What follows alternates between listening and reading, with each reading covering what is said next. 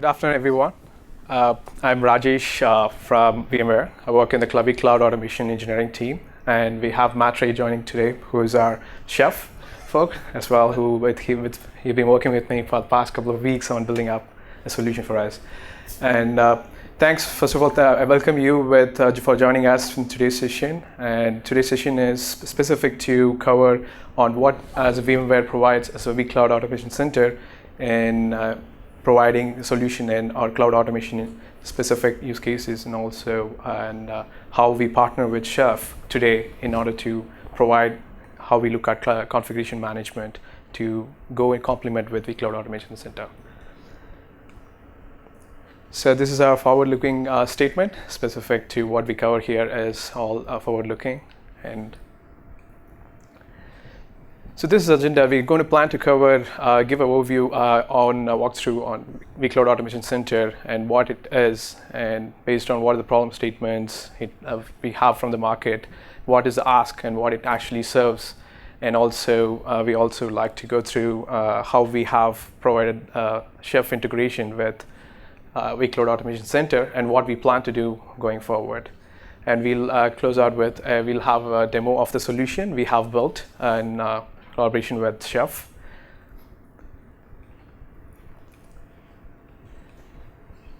So what brings us here today with in the cloud automation is specific to the problem, the change in the business agility, the speed in which the business changes and the requirements which are posted from the business asking for the IT to deliver the kind of requirements on providing the application to be delivered to the end based on what the ask is. So it takes a lot of time based on what actually the ask is from the business to fit into the business use cases. And it takes the cloud administrators thinking about what kind of infrastructure to serve and what kind of machines and the IP configurations, the routing, what kind of storage and compute configurations, all those things comes up. And it takes a lot of time. If you look at the two sets of things, one is the infrastructure itself. The infrastructure takes a lot of time for them to wait and for the point to get delivered. And after which, an application architect has to take up that and work on and pretty much on bringing up a multi-tier application stack and use that to comply with the infrastructure which was provided and then deliver it. It takes from several weeks to months together, pretty much based on the complexity of the ask of the need for the business itself. So in this case, looks like how do we make sure that it can be attained in an easy way for making it standardized? Is there a way to configure, have it standardized so that there is less manual work involved in providing a solution and propagating that from different types of environment? When you think about having that configuration with less manual errors to move from development to test to production. How do we make sure that what you actually build is what actually is being delivered to the business? So this brings us with the need. What is the need for this?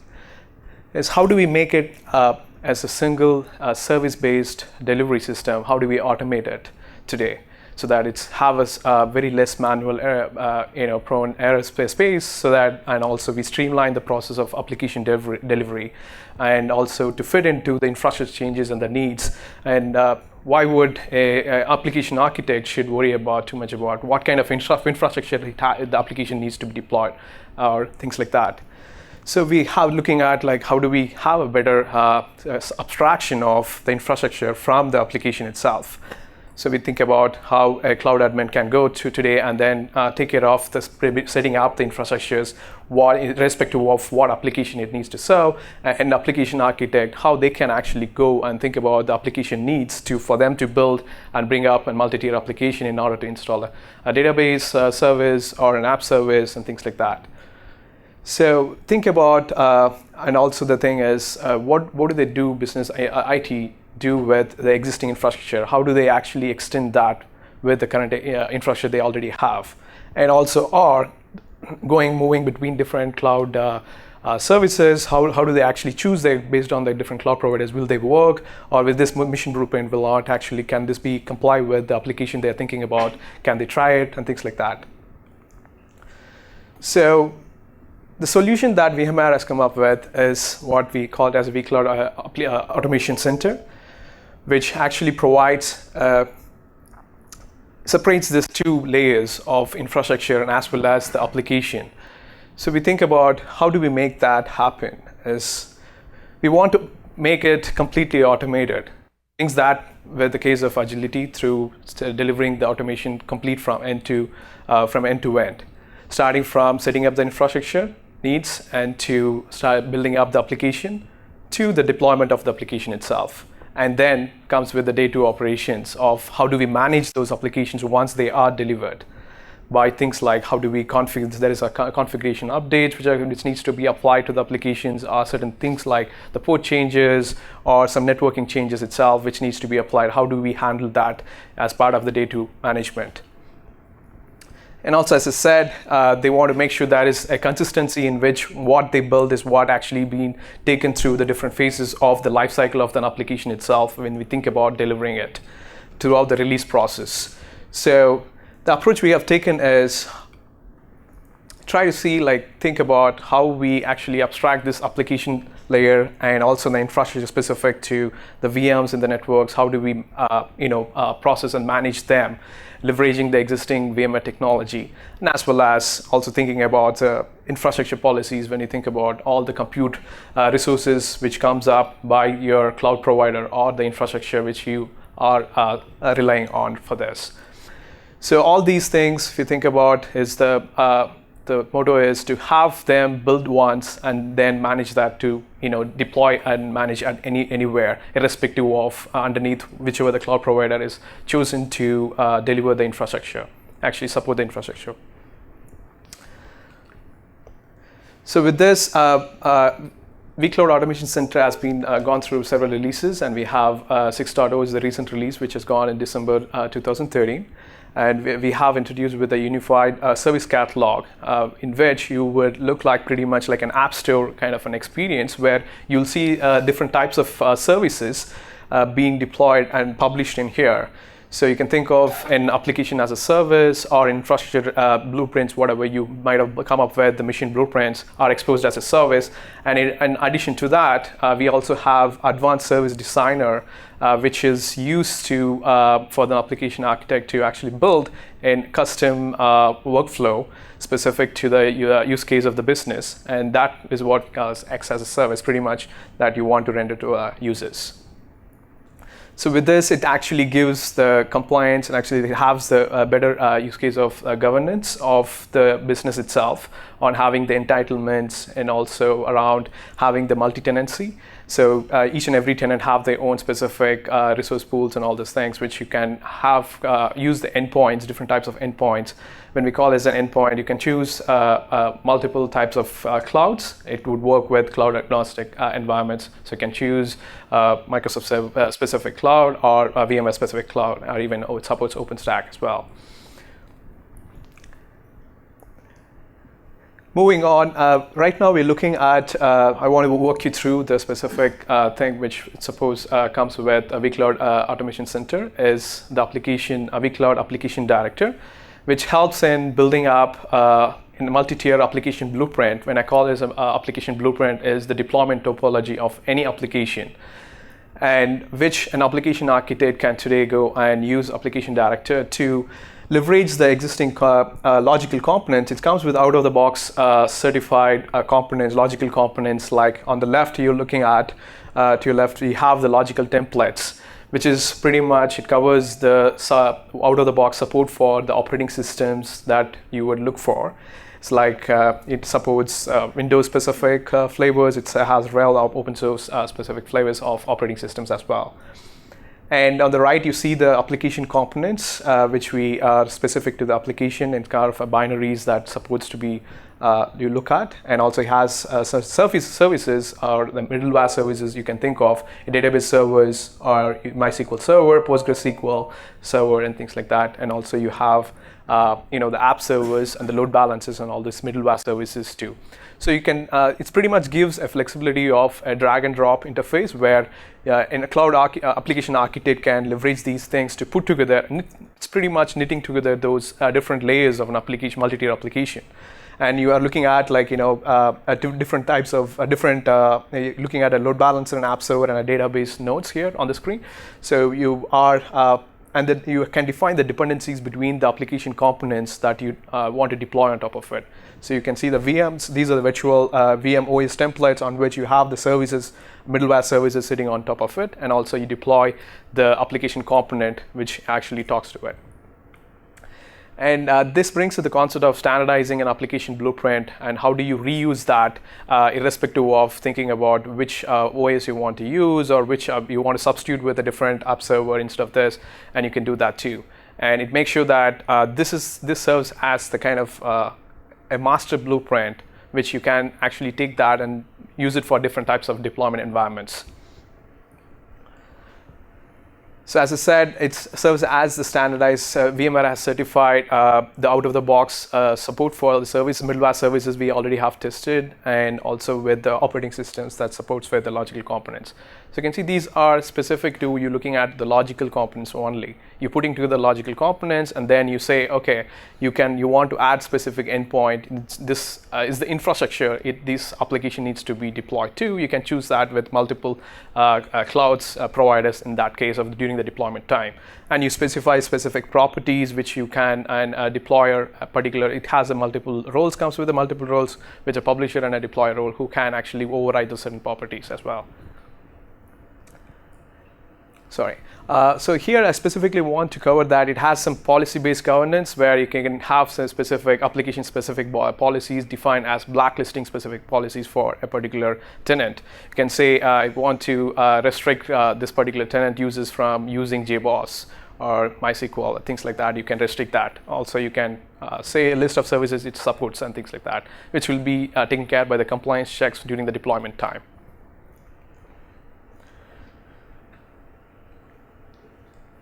And this is the master blueprint which you would use it throughout your lifecycle of the application deployment, which will propagate through, which you would use it for during the test phase and also during the testing, development test and the release process of taking it directly to the production.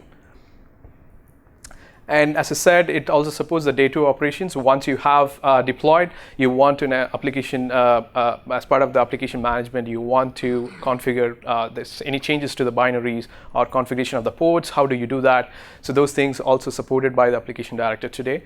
And you want to have a clustering concept of the nodes. You want to have a clustered the application node, server node, and how do you actually scale in and scale out? So those kind of operations is also supported today.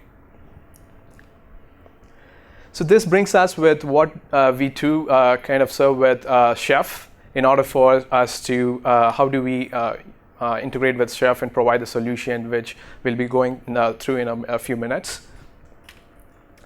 So the reason for how actually VMware wants to collaborate, have a tighter integration of configuration management in order for us to leverage the communities of Chef community, as well as we work with Puppet and SaltStack in order to support the thousands of out-of-the-box solutions that already been built by the extensive complexity brought in with in the ecosystem.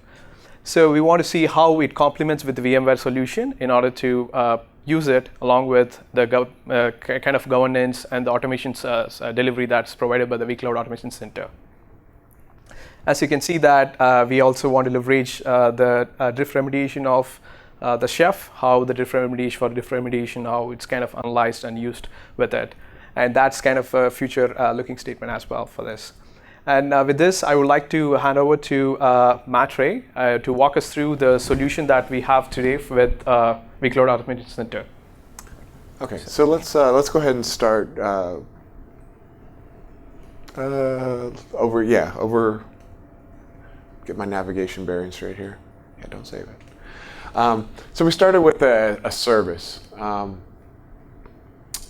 and there we go. So we have a Chef managed service.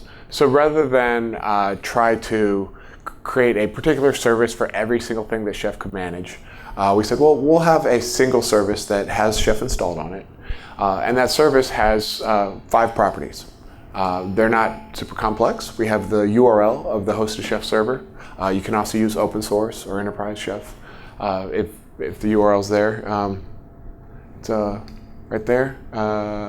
Chef server URL is the first property. It's hard-coded to hosted Chef, but you can override it. The second thing that you would care about is your organization. If you're using open source, you won't need an organization. But that's another property that you would have for your service. The other ones are your environment, your run list, and your validation key. For purposes of the demo, we did not put the validation key on the vCloud Application Director server, but you could. You could use that as a place to store your validation key. So your users, when they're creating a self-service portal, they don't have access to this. So the next, we took the actions for the service. The actions that, if you're familiar with bootstrapping Chef nodes, we've taken the Bootstrap template and kind of broken it down to fit into the application director workflow. Install, we're using the old curl from install sh to bash. You could definitely point this to an internal server. This is just putting the package on the system, but that's why this one works for CentOS, it works for RHEL, it works for Ubuntu. That's what we tagged it for. It works for anything Chef works for. So if we were managing Solaris or something like that, Open Solaris, that would work too, FreeBSD. Configure is going to write out our client RB. All the settings that go into a normal client RB on your Chef node. We've got our Chef server, our validation key, or the name of the validation, the SSL verify mode. If you've upgraded to Chef 11.12.2, we added heartbleed detection, so you can, we were doing SSL checks, and so that's what that is there. Some of the demos lately, people have been seeing big warning blocks at the top. You got to add that to your client RB.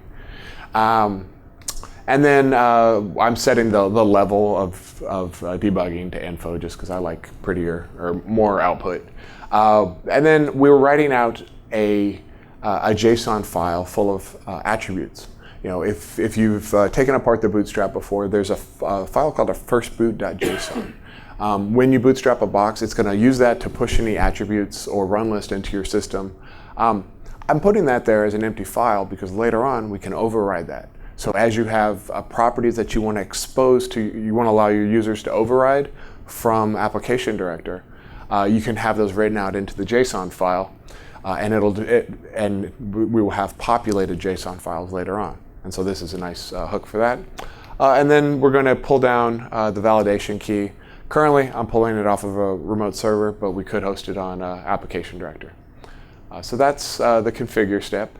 And then start, update, and rollback are all the same for Chef, right? We're just going to call Chef client with -E for the environment, and this is the environment property provided by the service. The -R for the run list property provided by the service, and -J to launch our Application Director JSON file. So it's the same. But this will pick up any changes that you might need to make after deployment if you're making them through the Application Director interface. So that's a quick overview of the service. And then the application, where we actually combine the things, we have a first version of it. What we're building here is a simple 3-tier web application. It's just a demo. I'm not building production systems here, but you could. And our 3-tier web app is MySQL at the base, Django in the middle, and HA proxy on the top. Starting with MySQL on the far right there. The box here is our service. We're gonna zoom that up there. There we go.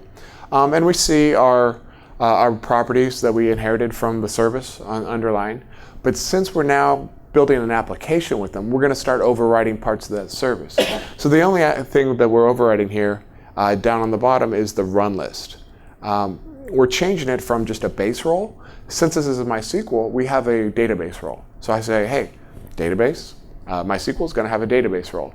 And so that's the only thing that we need to change for the underlying service at this step. If we were to look at the Django and HA proxy, the only things we're changing on them is their run list. And that's part of the flexibility of having a single service that's Chef, and then all we need to do is change the run list to change the behavior of what sort of applications we're deploying, or services we're deploying within the application. If we look at the actions, This is the same. We're not overwriting anything at this point because it's exactly the same. The next step up are scripts. And let's look at the MySQL one. Well, any of them, they're all the same, really. So what the scripts are is this is just writing out a new version of that JSON file that we're loading. If we don't change it, it's going to load an empty JSON and not have any attributes. That's fine. Maybe we set the attributes in the environment or somewhere else. But in this case, we have properties that we're exposing through the application director interface. For HA proxy, back on the properties, HA proxy is a software load balancer. So the properties that we want to expose to our users are the port that they're going to load balance. In this case, it's 80. That's our default. And then the name of the role that we're searching for. So this is a little bit of Chef getting in there where we're putting HA proxy in front of a web app. So the role that we're searching for is web app. Maybe we'd be using HA proxy in front of storage. So we use a different role there. And HA proxy can handle that. It doesn't care. And so we have these two properties that we expose in application director. And then in the action tab, nothing to install. At the configure step, we're writing those out to the JSON file. So it gets picked up as those properties translate from application director to attributes for Chef. So Chef is going to pick those up and write them out to the node at runtime. And the configure, update, and rollback, they're all the same thing. Because all we're doing is saying, well, if you're updating or rolling back, you're just changing those values. And so that is the kind of the deployment of that's the architecture there. The differences between HA proxy, Django, and MySQL are just they have a few properties that we've exposed. MySQL has like 500 properties, but we only exposed like port, or I think just for demo purposes we expose the port. But you could expose anything you want your users to be able to change. Maybe you don't want them changing ports. Maybe you want to have them enter passwords. That's definitely something we could put in there. So then we take our application and we make a deployment out of it. At the deployment, this is a successful deployment. If you want to go back to the application and walk through the deployment there, we can show where we're overriding things in our actual application deployment. Sorry about that. And if we had, So this is one of the things to point out here on this step. Actually, I guess it's the next step. Step 2. The cluster size. So the HA proxy, we had the settings for what's the term on that? Container? The node. The node has a flag that, hey, this is a clusterable service. So for Django, we're firing up 2 of them because we're going to be load balancing 2 application servers. It's a number. It's a scale. We can scale it up, scale it down. Later on, we could actually come back and add more nodes to the size of that, and HA proxy would pick those up and load balance between them. So the cluster size is 2 for this guy. For our services, we can see there's the run list that we overrode within the application, and then since we're actually doing our deployment now, this is actually going to get deployed. Now I need to enter the organization for my Chef server. At no point did I ever hard code that until I actually do a deployment. So if I'm deploying to different Chef servers, I can expose this, or if I'm presenting just a kind of a click to deploy interface to my users, I can hide that under the covers where they won't ever see that or have access to it. For purposes of the demo, we made the values visible to the users, but you can secure them so they're starred out and they can't see any of that information, because maybe you don't want your users messing around. So we override those properties here. At the application component, on the MySQL property, we changed the port number just to show, hey, this is where you could actually say, we're not going to run on 3306. We're going to 3309 because that's where the action is. And and then from there, those are the sorts of layers of customization you can add on top of it, and depending on what you want your users to show. The execution plan is too big to fit on the screen. But there are dependencies between all the services. You can see that MySQL, even though the arrows are going all over the place, MySQL is actually first. The scripts all run at the same time. So we want to try to get as much done in parallel as we can. So the scripts, they just write out JSON, but at least the nodes have been all provisioned and they're ready to go. So then MySQL will go and run the Chef MySQL install, config, and start. So it's actually going to install that Chef client, write out the client RB and the JSON files, and then actually register with the Chef server, download the cookbooks, configure itself, provide MySQL. When that's done, Django has a dependency and says, oh, now I can kick off. I've been waiting for a database to be available to me. Django goes through the same cycle. It's going to use search. So Django is going to, those nodes are going to search against the Chef server to find the MySQL server. We don't have to hard code anything here.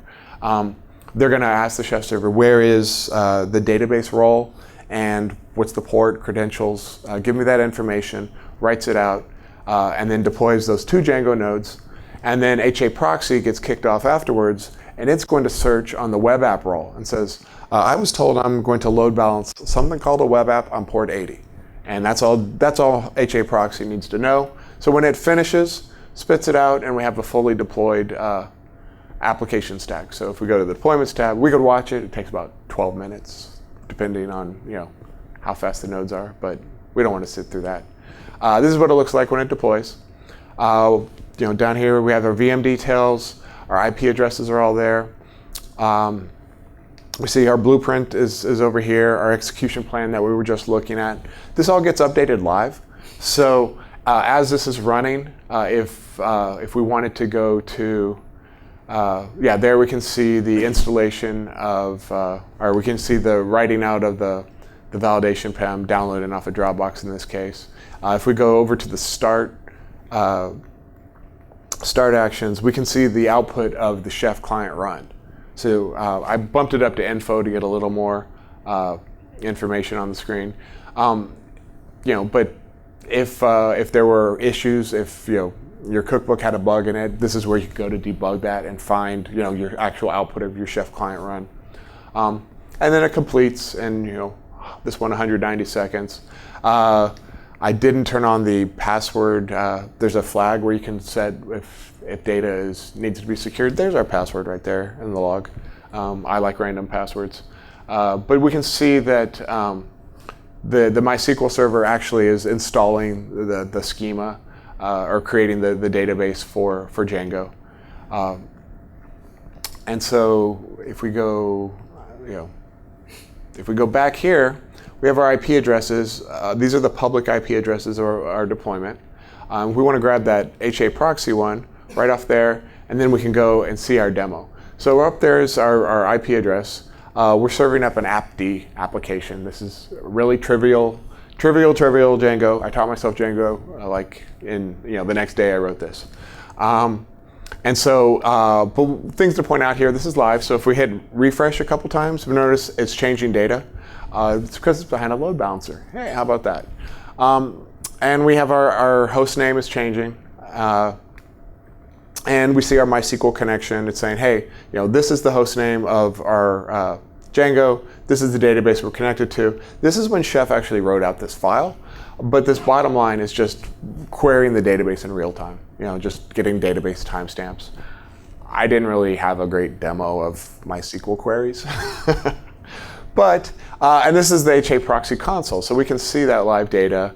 The total count, if we hit refresh, that'll bump up because we were just, making some queries against it. But this is the demo. It's not rocket science, but you could easily see how this could be used to deploy just about any sort of Chef infrastructure managed by application director, and give your customers or users that sort of self-service web interface, with the power of Chef under the covers. So, and all this is up on the VMware Solution Exchange. It's also up on GitHub if you want to read my Django code. So all this is up under our GitHub Chef Partners repository. So it's there if you like to check it out. Any questions? Yeah. Yes. I have multiple tenant we have. So tenant A is submitting a request to spin up a new VM Ubuntu with MySQL version 1, for example. Sure. So the request went through and he got the VM ready. So later on he found that MySQL version 2 got released. So now he created a new recipe. How my VHAP workflow, how I can update my run list itself. Okay, so the question is how can I update the cookbooks that I'm using for my chef for the? We don't want to go to the chef server. Yeah, we don't want to go to the chef server. How could we update? How could we update which versions of the cookbooks are used in our deployments, in our different deployments? One of the things that we could have done here that we didn't do is actually expose the environment. The chef environment file where we can pin versions of the cookbooks that are deployed to different environments. And so that's where we would do that. We didn't do that in the purposes of the demo, but we could lock down which deployment environments use which versions of the cookbooks through the environment. Yeah. And then different customers or users would have different versions of the MySQL cookbook as they deploy it. Assuming you're on a multi-tenant deployment of the chef server. I mean, that would work. But is there a provision to just add update the run list without spinning up the VM? Yeah. So we actually could update the. I'm trying to think where we would expose the environment file, but there would be some ways we could do that. I mean, if you definitely don't want to touch the chef side of things and you want to do things only through application director, the way you could update the environment, when chef deploys onto a node, it actually, that node, trying to think of how I could do that.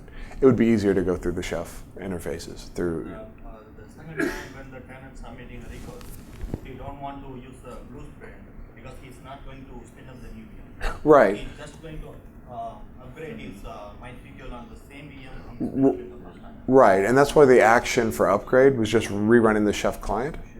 And so what we would do is we would update the environment and then call update on the node. So we would actually just call update.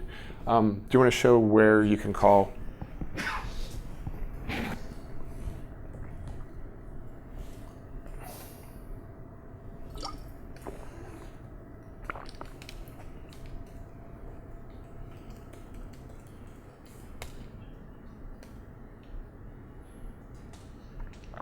So you can do ad hoc commands against the nodes after they've been deployed. So upgrades and rollbacks. And in the case of Chef, an upgrade is just calling the Chef client again. So if you were to update the environment and say, well, I need to upgrade these in place, just run the Chef client. They'll upgrade themselves.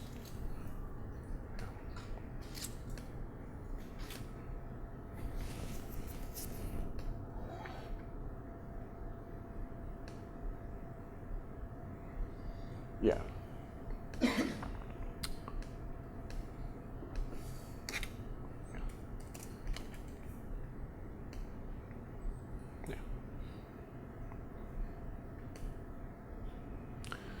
And then, if we were to change the port, or if one of the underlying assets like the environment or one of the cookbook changed, we would just kick it off here. So the things that we expose here, we could do it through this, or if it's something we haven't exposed, we could do it under the covers. Because probably you're not upgrading the versions that frequently, where you'd need to expose it here. And then you'd have your execution plan and hit review, and it would work. It's pretty much would spin out on the same VM. So it would apply on the existing VM whichever has been previously deployed, and it would leverage the update script of Chef whichever has been configured in this blueprint, and then it would apply whatever the changes as part of the day 2 you want to, as a configuration change or anything that you want to apply on top of it as the banner itself has changed. It would leverage the Chef script that basically it's pretty much, it looks like the properties and the scripts. it's been put in a form of a lifecycle of an application itself, like install, start, update, and things like that. So the update script would be the one which you, when you pick an existing deployment and you see that you want to apply an update to the particular node, it triggers that update script, taking up the properties which has been exposed to leverage from the end user. So in this case, it would take the database port and use that and apply as on top of the existing virtual machine which is already deployed, and it will bring up that. Yeah. So, any other questions? Anything people like to see?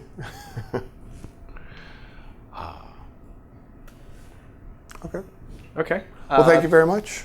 Thanks everyone for coming, and please take a look at the solution. It's available in the VMware Solution Exchange. And if you have any specific questions, please feel free to post the questions in the VMware community on the VMware Solution Exchange itself, and we'll be happy to answer them there. Thanks again. Or go stop at their booth. Yeah, sure.